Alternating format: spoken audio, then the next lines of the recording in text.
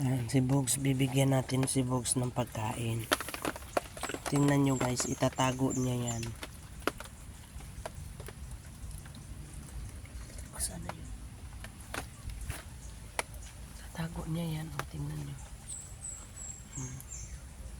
Tingnan nyo kung anong ginagawa. Tinatago yung tinapay.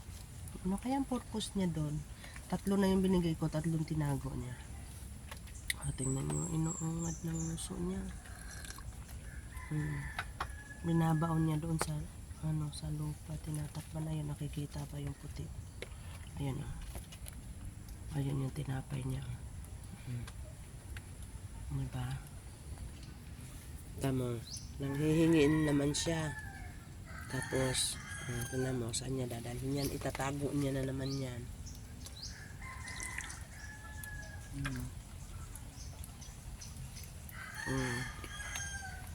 Sabi ko sa tatago niya yan, oh. Tinago na naman. Hindi ko alam kung ano yung misyon ni Bugs eh. Tapos hindi iisang lugar ang pinagtataguan niya. Magkakaibang lugar.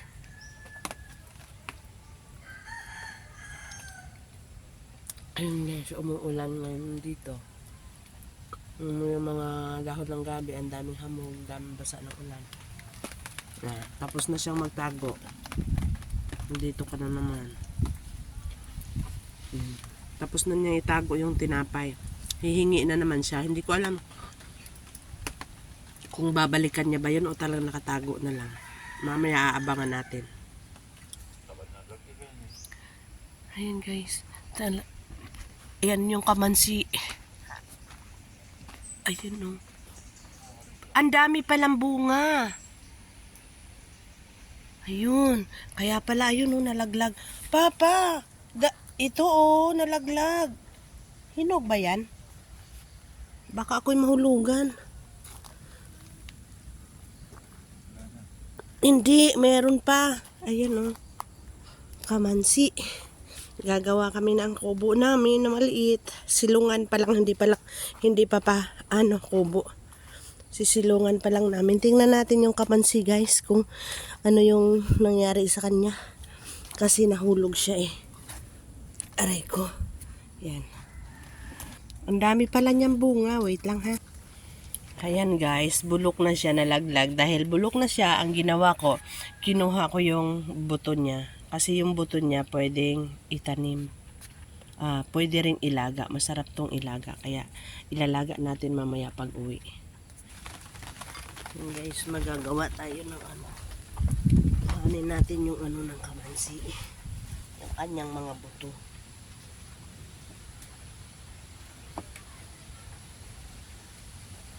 Diba, lalaki ng buto niya. Sarap-sarap nitong ilaga.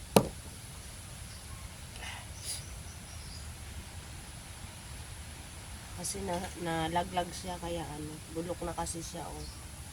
Kaya siya nalaglag. Pero buto lang yung kunin natin.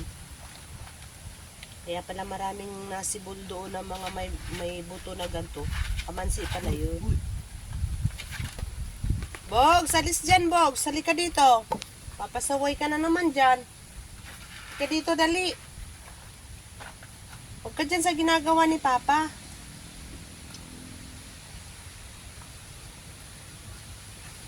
Masarap tong gataan pagka iginulay yung kamansi.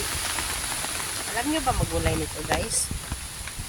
Kami may kamansi kasi kami dati, pero hindi talaga ako ng kamansi. Ang ginugulay namin lagi langka.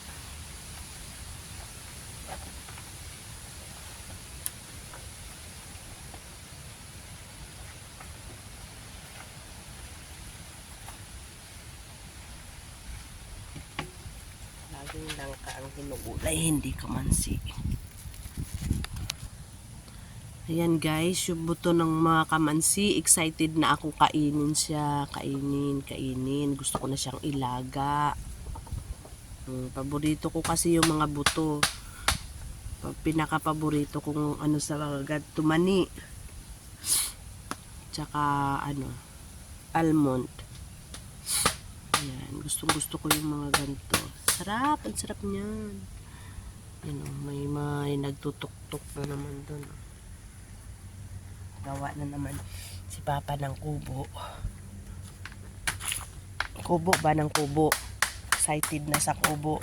Hindi pa kubo, ang gagawin namin lalagyan lang ng trapalya ang ginawa ni Papang lamesa o di panglitsunan ng baka. Diba? Katibay niyan. Alisin nga natin tong mga payong dito. Yan. Para makita yung gawa ni Papang lamesa. Teka lang, may nakaharang pa eh. Wait lang ha. Ayan, para makita ninyo yung trabaho ng aking asawang ginawa niya.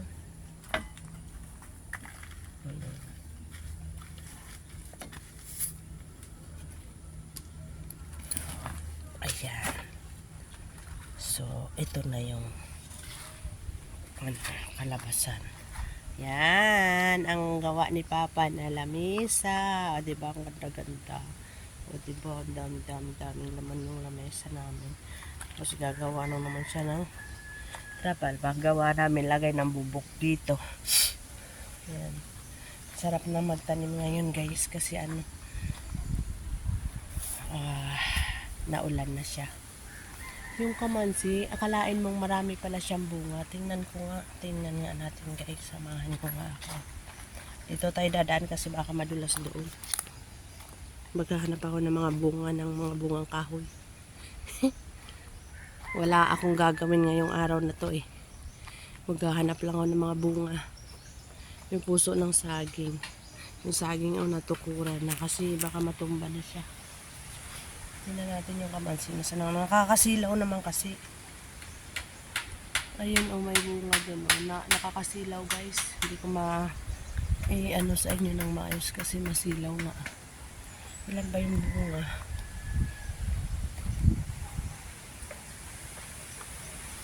At saka napaka-milagruso naman ang bunga nito. Ayun sa taas lahat ng mga dahon, may mga bunga. Yan lahat ng mga what I mean, yung ayun may mga bunga yung kanyang mga dulo. Yan, 1, 2, 3, 4, 5. 5 pa lang yung nakikita ko. 6, nandun sa baba yung 2, 7. Ang daming bunga, ang liit-liit niya, tapos ang dami niyang bunga. Ang sarap nitong panguhanin, guys. Sarap yun iluto, lagyan ng gata. Masarap yan sa sa langka. Hanap pa tayo ng mga bunga, guys. Madaming bunga ang kamansi, kaya lang hindi ko alam kung paano yung kukunin. Alam mo yung tinanim kong na mga balinghoy, sumuloy na siya, kaya lang inatake na naman siya ng ng manok. Kinaykay siya ng manok, pero ayos lang, mabubuhay pa rin yun. Sumusuloy na sila. Ayun, may mga suloy na yung Tsaka ko na-focus, guys, takot ako sa kamansi, baka malaglagan yung ulo ko kasi nandyan siya sa baba. Hindi ko naman naisip yan na andyan marami siyang bunga.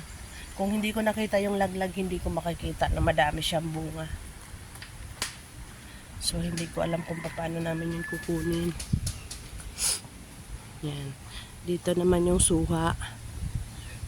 Tingnan natin kung may mga bunga. Wala siya mga bunga. Tagsuha ngayon pero siya yung walang bunga. Kasi siguro na siya. Kasi madumi, madamo dito sa baba ng kanyang puno. Kaya yun, ayan pa may kamansi pa din. Saan ba ang kamansi? Yun ang kamansi, ito marang. Marang yan, marang. Yan. Tapos ayun mga rambutan, malaki na rin yung rambutan na tanim ng asawa ko. Pero dyan mga rambutan, maliliit. Ito yung side na to maliit, ito yun ang malaki. Tapos ayan, may mga kalamansi. Tapos titingnan din natin yung yung may kalamansi na yan, nakakuha ako ng bunga. Tapos yung bayabas. Gusto ko yung bayabas. Kasi ang bayabas, pag pitas mo, isusubo mo na kaagad. Kaya maano yung bayabas. Ngayon puputulin ko yung yung itong malunggay. Tatanim natin sa ibang lugar. Ibang lugar para yung mga sili ang tataba ng dahon. Ayan, tataba ng dahon. Sarap yan ihalo sa manok. Yan, na dami siyang bunga. Punta tayo sa ibaba, guys. Punta tayo sa baba. Ito yung harapan lang ng lugar. Punta tayo sa baba. Dadala tayo ng itak. Ang sarap ng mga sili, Papa. Lalago ng mga talbos. Ang sarap ilagay sa manok. Tinulang manok.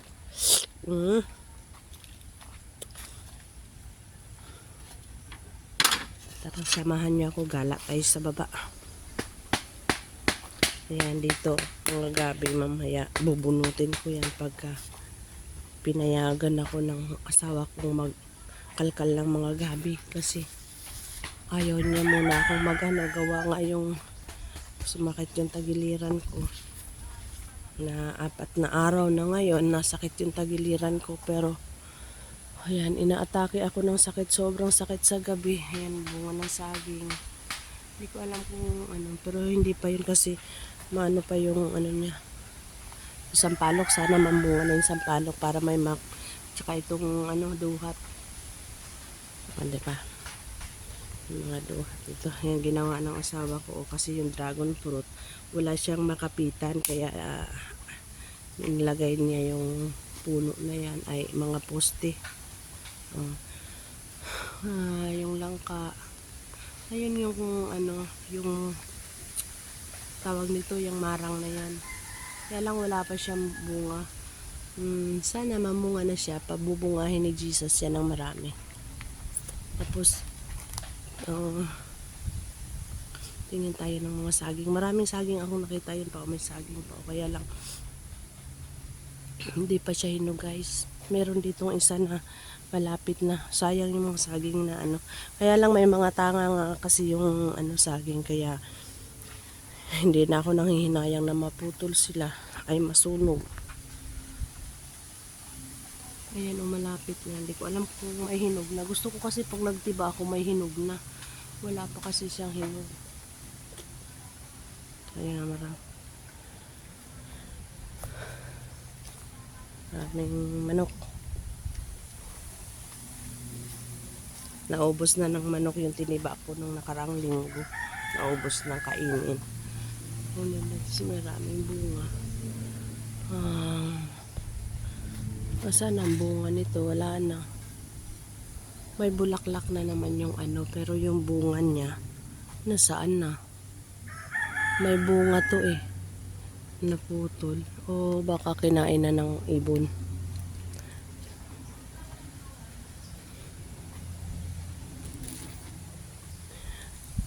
Marami din diyang mga saging hindi pa nga lang siya na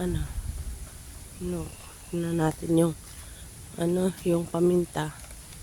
Ang dami ko nang na-harvest dito na hinog na siya, pero hindi ko kasi maabot yung nasa taas. Hinog na kasi yung nasa taas.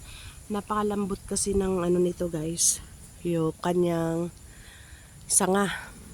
Yung mga ganto niya malalambot. So kapag kinuha mo siya, talagang mapadali yung buhay niya.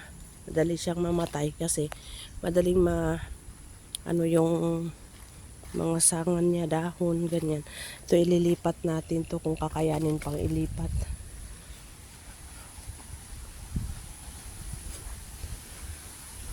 Kulang lang kami sa gamit, guys. Wala pa kaming asarol. Mahirap maghukay pagka hindi asarol ang gamit. Dito, pasok tayo dito sa kabilang sa natin. Ayan, ito yung mga dragon fruit.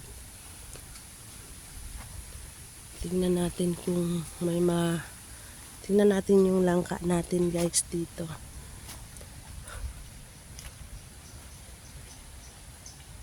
Yan, malinis na dito, guys. Malinis na tila.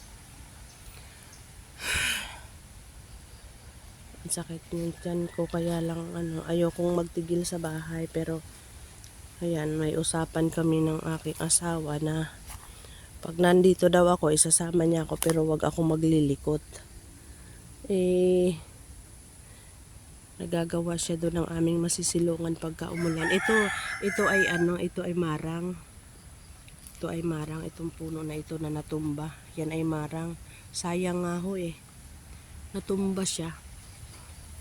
Pero sana hindi pa siya mamatay, pa rin siya kasi wala na yung niya, kakapirasong mga ugat na lang yung bumubuhay sa kanya. Balak nga namin tambakan ng lupa kasi kaya ayan kaya lang napakahabang trabaho naman yun pag tinambakan ng mataas kasi para lang magkaroon ng ng ugat. So yan, marami tayong ililipat. Meron din tayong ditong ano ba ang tawag nito? Ito'y durian. Ito durian. Di ba? Pag namunga yan, may sarili na tayong durian, guys. Paborito kong kainin yan. Hindi ako magsasawang kainin yan. Yung langka nila Tita Au, maraming bunga. Yung lugar na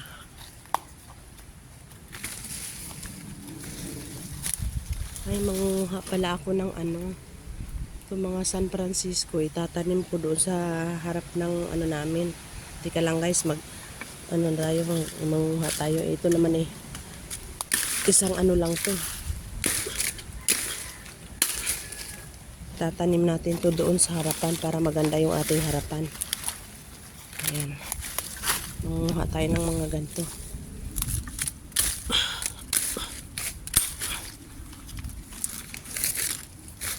Ayan, para may magawa tayo ngayong araw na to.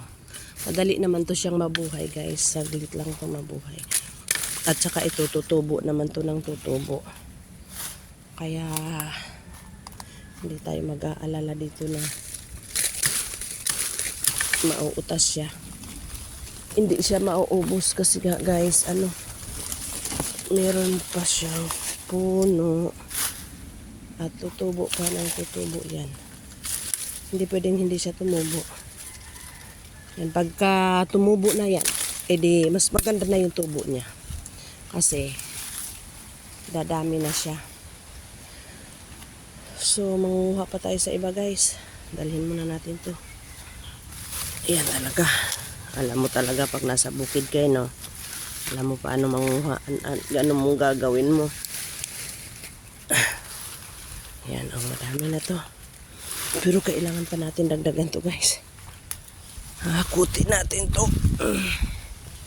Tapos tatanim natin mamaya. San Francisco. Ayan pa, Diba maganda yung niya? Kaya pag nandoon sa harapan, marami tayong ganito. Di maganda na siya. Kasi hilira natin doon, guys. Ayan. Tutubo naman ulit yan. Susuloy ulit yan. Dadami ulit yan sila.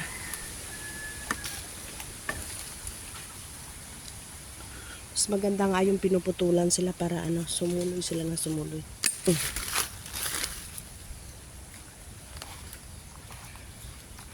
Diba? Ay, marami na. Ayan guys, marami na tayo nakuha mga San Francisco na halaman. So, dadalhin na natin to doon na tayo magtatanim. Ayan guys, andito na tayo. Yan na si Bogs, And dala natin. Dito natin siya itatanim sa harapan. Para maganda yung Tapos itong gumamela magtatanim tayo para maganda yung ating entrance. Yung pinaka-gate natin dyan, diba? Charot. Tapos palagyan ko na lang ng kawayan dyan para maganda yung pagdaan. Puro mga, gumamela. Diba? Maganda siya. Ano bang kulay nito? Kulay pink. Diba? Kulay pink pa siya. So, ayan na. Tatanim na tayo, guys. Hindi ko makuhanan yung aking pagtatanim. Gawa ng wala po akong stand na dala. Wala akong tripod. So, ang gagawin natin dito, babaya na ipakita ko sa inyo yung mga naitanim ko na guys ha. Ayan guys, tapos na tayo magtanim. Ayan, ito na yung dito natin itanim sa lugar na ito. Ayan, nasa tagiliran na sila. Madali namang mabuhay ang mga San Francisco na yan guys. Dinikit-dikit ko na lang para pinaka bakod siya. Ayan. Tapos yung dulo na yan, nilagyan ko ng, tinaniman ko ng gumamela. Ayan. So, pag lumaki yan, gagawin natin paarko ng ganyan. O, diba? Tapos yan, sa susunod na yan dyan. Kasi kailangan pang linisin maigi yan guys. O, kailangan natin nakapantay lahat yung mga ano dyan. So, pagka ganyan, pantay na siya, ay wala na pong magiging problema kasi tuloy-tuloy na po yung pagkakalinis papunta doon at matataniman na natin ng puro San Francisco yung itatanim ko sa tagiliran na iyan guys, bago bakod, diba? So back to tent na tayo guys. Si Bogs nagre-reklamo na. Halika na Bogs, Bogs ka na, o dyan ka muna, magsa-sunbathing ka muna sa initan. Yan, malapit na rin matapos yung asawa ko sa paggawa ng kanyang tent guys. Kanya-kanya kami ng gawain. Masarap dito sa bukid kasi kanya-kanya kayo ng ginagawa. Yan, titingin pa ako ng ayun, may San Francisco pa dito. Kailangan ng yan. At saka itong hilira na ito, hihilirahan ko ng San Francisco dyan para yung lugar na yan nabubukod. So yan ang San Francisco na yan. Kailangan, hindi San Francisco, ibang pero madali din niyang itanim guys. Doon ko yan itatanim sa malapit sa gate na yan. Kasi maganda yan siya. Hindi naman siya maaaring maging flower garden dyan. Pero mga orchids, okay din. Masaya, maganda. Pero may binabalak na ako dyang itatanim guys. Kaya stipot lang muna yan dyan. At dito din meron na yan, nakalaan na yan lahat guys. Itatanim na lang ang kulang. At saka pag nagkubo na kami dito na kami muna titirapan sa Mantala kung hanggang hanggang may mga tanim kami. Syempre hindi mawawala yung mga tanim. Ayan, malapit na matapos yung asawa ko sa kanyang ginagawang tent. Talaga naman